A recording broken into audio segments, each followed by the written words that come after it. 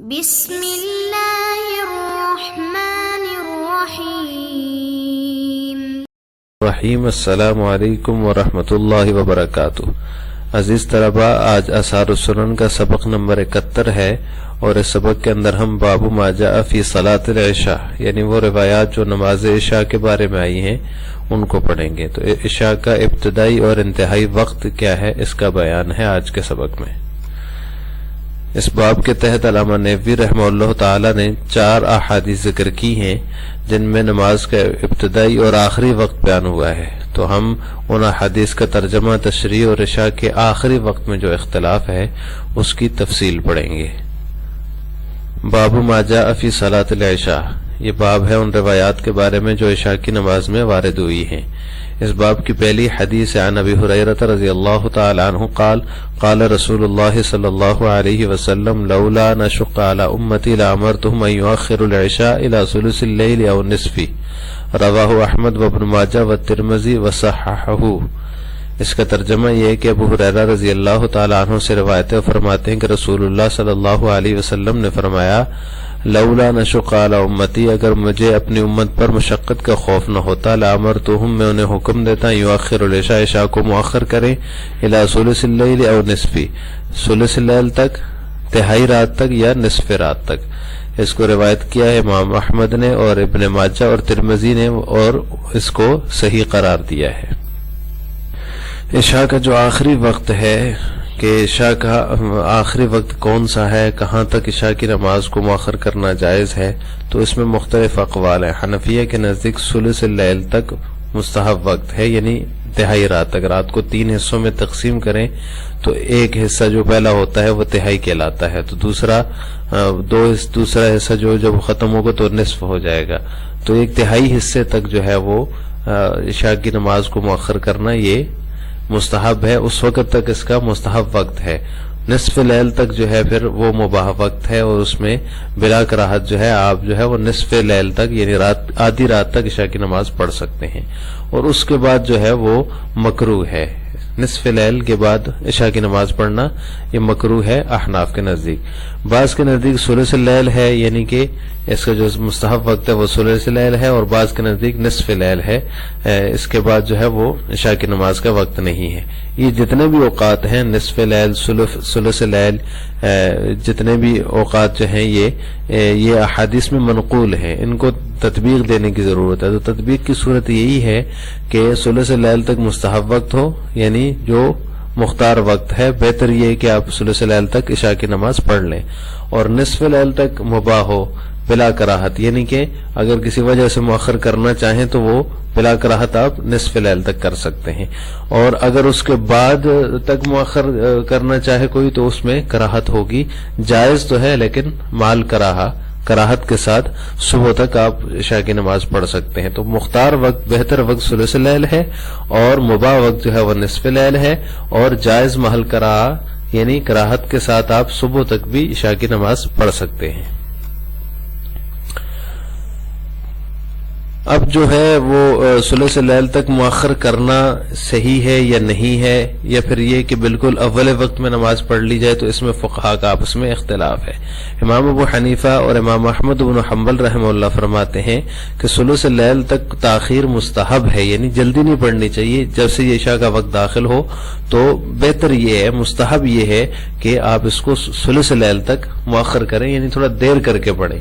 امام مالک اور امام شافعی رحمہ اللہ فرماتے ہیں کہ تعجیل افضل ہے، جیسے ہی عشاء کا وقت داخل ہو، شفق احمر غائب ہو جائے، جیسے کہ ہم نے کل کے سبق میں پڑھا، تو وہ مغرب کا وقت ختم ہو جاتا ہے۔ تو مغرب کا وقت ختم ہوا، عشاء کا شروع ہوا، تو تعجیل اس میں افضل ہے ان کے نزدیک۔ وہ کہتے ہیں کہ جیسے ہی شفق احمر غائب ہو آپ جلدی ہی عشاء کی نماز پڑھ لیں۔ تو امام مالک اور امام شافعی رحمہ اللہ تعالیٰ کا یہ مذہب ہے۔ فریق اول جو ہے امام ابو حنیفہ اور امام احمد بن حنبل، ان کی دلیل ہے لولا نشق علی امتی لامرتهم ان یؤخروا العشاء الى ثلث اللیل او نصفه۔ یہ جو حدیث باب ابھی ہم نے آپ کے سامنے پڑھی، یہی حدیث ہے۔ آپ صلی اللہ علیہ وسلم نے فرمایا اگر مجھے امت پر مشقت کا خوف نہ ہوتا تو میں عشاء کو مؤخر کرنے کا ثلث لیل تک یا نصف لیل تک حکم دیتا۔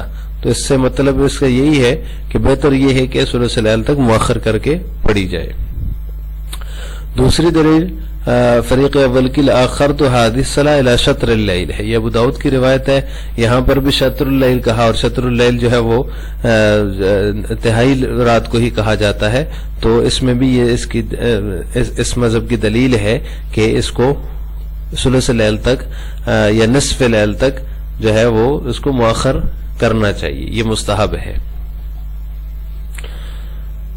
فریق ثانی جو ہے جس میں امام مالک اور امام شافعی رحمہ اللہ ہیں، وہ فرماتے ہیں کہ تعجیل افضل ہے. تو ان کی جو دلیل ہے وہ حدیث نعمان ابن کثیر ہے، جس کے اندر یصلیھا لسقوط القمر الثالثہ، تیسری رات کے چاند جو ہوتا ہے اس کے ساقط ہونے تک نماز پڑھ لی. تو وہ فرماتے ہیں کہ تیسری رات کا چاند جو ہوتا ہے وہ شفق کے ساتھ ہی غروب ہو جاتا ہے آسمان سے. جیسے ہی شفق غائب ہوتی ہے، جو سرخی غائب ہوتی ہے، تو وہ چاند جو تیسری رات کا چاند ہے، جو نیا چاند نظر آتا ہے، تو تیسرا دن جب اس کا ہوتا ہے تو وہ شفق کے ساتھ ہی غائب ہو جاتا ہے، غروب ہو جاتا ہے. تو اس سے پتہ چلا کہ نماز جلدی آپ صلی اللہ علیہ وسلم پڑھتے تھے، نماز جلدی پڑھنی چاہیے. یہ ان کی دلیل ہے، اس لیے وہ کہتے ہیں کہ تعجیل افضل ہے. تو اس کا جواب فریق اول کی طرف سے یہ دیا جاتا ہے کہ دوسری رات کا جو چاند ہے وہ تو شفق کے ساتھ ہی غروب ہو جاتا ہے، لیکن تیسری رات کے چاند کے بارے میں یہ نہیں کہا جا سکتا کہ وہ شفق کے ساتھ ہی غائب ہو جاتا ہے، بلکہ بعض ماہرین فلکیات یہ بتاتے ہیں کہ 2.5 گھنٹے یا 3 گھنٹے بعد غروب ہوتا ہے بعض اوقات. جو تیسری رات کا چاند ہے، دوسری رات والا تو شفق کے ساتھ ہی غروب ہوگا، لیکن تیسری رات کا جو چاند ہے وہ بہت دیر تک آسمان پہ رہتا ہے. تو کم از کم 3 گھنٹے یا 2.5 گھنٹے وہ غروب نہیں ہوتا. تو اس کا مطلب یہ ہوا کہ یہ جو دلیل ہے یصلیھا لسقوط القمر الثالثہ، یہ تاخیر کی دلیل ہے، نہ کہ تعجیل کی. آپ اس کو تعجیل کے افضل ہونے کی دلیل نہیں بنا سکتے. اس باب کی دوسری روایت ہے وعن ابی سعید رضی اللہ تعالی عنہ قال انتظرنا رسول اللہ صلی اللہ علیہ وسلم لیلة لصلاة العشاء حتى ذهب نحو من شطر الليل قال فجاء فصلى بنا ثم قال خذوا مقاعدكم فإن الناس قد أخذوا مزاجعهم وإنكم لم تزالوا في صلاة منذ انتظرتموها ولولا ضعف الضعيف وسقم السقيم وحاجة ذي الحاجة لأخرت هذه الصلاة إلى شطر الليل رواہ الخمسہ الا الترمذی وابن خزیمہ واسنادہ صحیح. اس کا ترجمہ یہ کہ ابو سعید رضی اللہ تعالیٰ عنہ سے مروی فرماتے ہیں کہ ہم عشاء کی ایک رات عشاء کی نماز کے لیے رسول اللہ صلی اللہ علیہ وسلم کا انتظار کر رہے تھے. حتی ذہاب نحو من شطر اللیل، یہاں تک کہ رات کا 1/3 کے قریب وقت گزر گیا. فجاء فصلی بنا، آپ صلی اللہ علیہ وسلم تشریف لائے، ہمیں نماز پڑھائی، پھر فرمایا خذوا مقاعدکم، اپنی اپنی جگہ بیٹھے رہو. فإن الناس قد أخذوا مضاجعهم، بے شک لوگ اپنے بستروں پر لیٹ چکے ہیں. وإنکم لم تزالوا فی صلاة، جب سے تم اس کے اور تم نماز میں ہو. وإنکم لم تزالوا فی صلاة، تم نماز میں ہو. منذ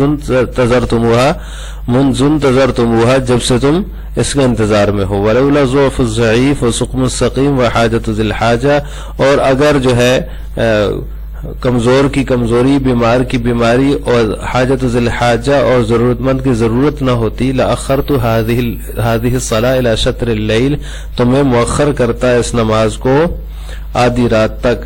رواہ الخمسہ الا الترمذی وابن خزیمہ واسنادہ صحیح. اس کو 5 محدثین نے روایت کیا ہے سوائے ابن خزیمہ اور ترمذی کے، اور اس کی سند صحیح درجے کی ہے.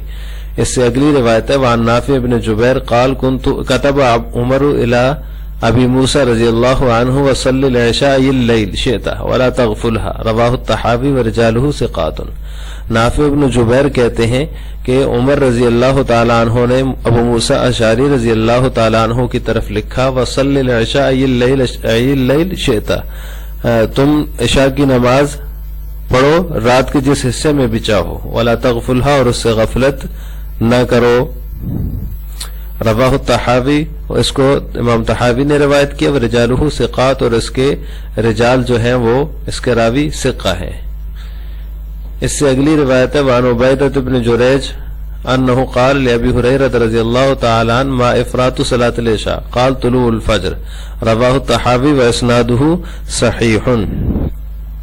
عبیدہ بن جریج نے حضرت ابو ہریرہ رضی اللہ تعالی عنہ سے کہا عشاء کی نماز میں کوتاہی کیا ہے؟ ما افراط صلاۃ العشاء، عشاء کی نماز میں کوتاہی کیا ہے؟ قال تو ابو ہریرہ رضی اللہ تعالیٰ عنہ نے فرمایا طلوع الفجر، طلوع فجر ہے یعنی فجر تک عشاء کی نماز کو مؤخر کرنا یہ کوتاہی ہے۔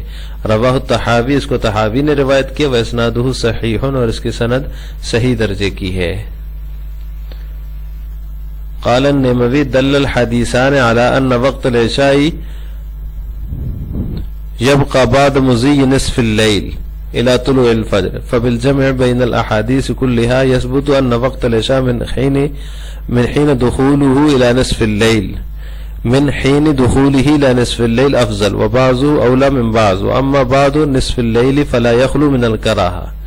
علامہ نووی رحمہ اللہ فرماتے ہیں کہ دونوں حدیثوں کو جمع کر دونوں حدیثیں جو ہیں وہ اس بات پر دلالت کرتی ہیں، دلالت کرتی ہیں الحدیثان، دونوں حدیثیں علی ان وقت العشاء یبقى بعد مضی نصف اللیل، کہ عشاء کا وقت جو ہے وہ آدھی رات گزر جانے کے بعد بھی باقی رہتا ہے الی طلوع الفجر، فجر کے طلوع ہونے تک۔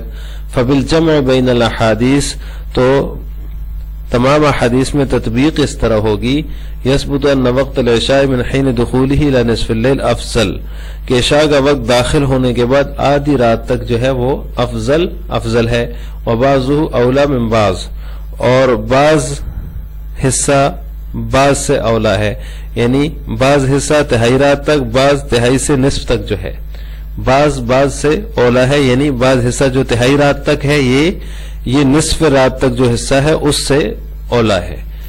واما بعد نصف اللیل، بہرحال آدھی رات کے بعد، فلا یخلو من الکراہہ، کراہت سے خالی نہیں ہے۔ آج کے سبق کا خلاصہ یہ ہے کہ ہم نے باب ما جاء فی صلاۃ العشاء کے تحت جو مذکور 4 احادیث ہیں ان کا ترجمہ اور تشریح پڑھی ہے، اور ایک فقہی مسئلے کی تفصیل پڑھی ہے کہ عشاء میں تاخیر افضل ہے یا پھر تعجیل افضل ہے۔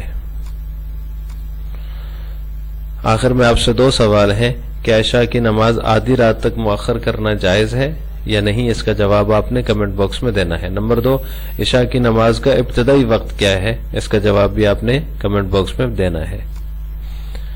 السلام علیکم ورحمۃ اللہ وبرکاتہ۔